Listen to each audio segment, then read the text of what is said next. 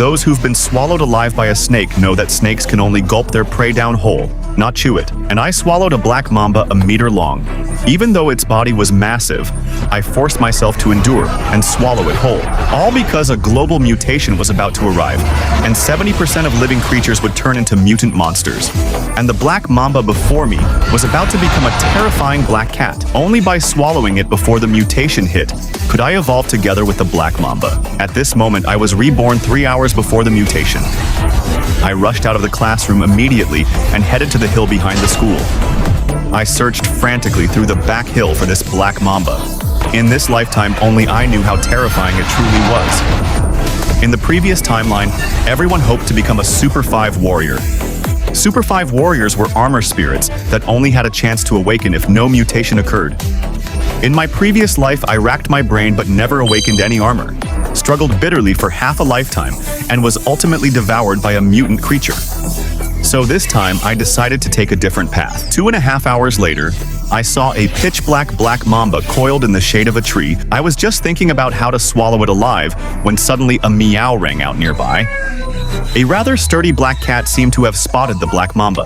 Its eyes lit up at once, and it crept over stealthily. When the distance between them was less than 30 centimeters, the black mamba suddenly leapt up, and cat and snake tangled together. Moments later, the dazed black mamba tried to flee, but the black cat wouldn't let go of such a delicious treat. A few more cat claw strikes, and soon the black mamba was beaten half to death, with no strength left to fight back. Just as the black cat, head held high, was about to feast, I suddenly burst out of the bushes. The black cat was so startled, it bolted several meters away, then turned to glare at me. I ignored it, grabbed the half-dead black mamba with one hand, and checked the time. 6:59. Good. I'd made it in time. The black cat, still not far off, glared fiercely at me. If not for this two-legged beast, it would already be eating its meal. But I knew it definitely wouldn't get to, because at 59 minutes and 30 seconds, the light would arrive. By then, the black mamba would be beyond anyone's reach. My heart raced as I prepared to swallow the meter-plus black mamba in the final 20 seconds. The clock reached 59:30. I took one last deep breath. As the countdown hit 20 seconds, I watched the sky begin to brighten. I knew the light had entered the atmosphere, and without hesitation I opened my mouth wide and swallowed. I forced down my nausea until I'd swallowed the whole thing, and I could still feel the black mamba writhing in its death throes inside my stomach. But at that very instant, the dazzling silent light swept across everything. At that same moment, something exploded inside me. The still struggling black mamba seemed to transform into a fire snake, burning within my body. Suddenly, a slightly childish voice sounded in my mind. Master, I am the black mamba you swallowed. You're actually a reborn one. The memories from your past life are insane. So that's how powerful I really was? No wonder you risked everything to swallow me. You can see my memories. Master, we are now one, inseparable. But control of the body is yours. I really don't know what to say. It's fine. Together now, we will surely be stronger than in the previous life. All right then. From now on, I'll call you Xiao Yao. This generation's overlord. It can only be us. A roar suddenly sounded in the distance. I looked up and saw that the black cat, which had earlier tormented the black mamba, had now transformed into a monster with a twisted spine.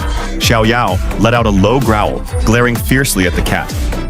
The cat monster, however, lunged at me first. A flash of cruelty crossed my eyes. As Xiao Yao devoured the flesh and blood of the cat monster, I could clearly feel waves of heat rising within me, my cells more active than ever before. I tried the cultivation methods from my past life, but indeed could not absorb sunlight. Cultivation now required devouring powerful flesh and blood. I thought of how, after a super warrior awakened, they could absorb the light of stars to cultivate. I did not belong to the super warriors, so I felt no different in how sunlight affected me now. Master, it's time for revenge. Wasn't there someone at school in your past life who treated you like livestock? Let's go kill him now. Xiao Yao understood well how deeply I hated that person. The one I wanted to kill attended the same school as me. The son of a mogul who headed a 100 billion conglomerate, whose grandfather was also a powerful figure in the military. Though the mysterious aurora had swept across the globe, large-scale mutations wouldn't happen on a massive scale for another 3 hours. When I arrived at the school gate, Classes had just ended and many students were coming and going. I didn't go in, but waited outside for Ling Yun to come out. Since around 5:30, he would usually take a group of rich, second-generation kids out to eat. Meanwhile, standing at the school gate with white hair, a bare chest covered in tattoos, I instantly became quite the spectacle. Before long, I finally spotted my target for this hunt. He came out of school laughing and chatting with a group of rich kids. Seeing him, I couldn't help but recall my past life.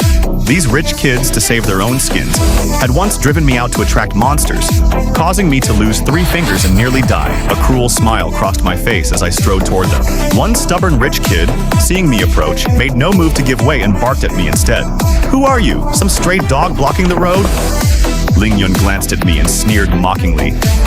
"Where'd this trashy nobody come from? Get lost." I said nothing, stepped in front of him, and grabbed his neck with one hand. The 2 security guards, catching my glare, felt a chill run through them and froze mid-charge.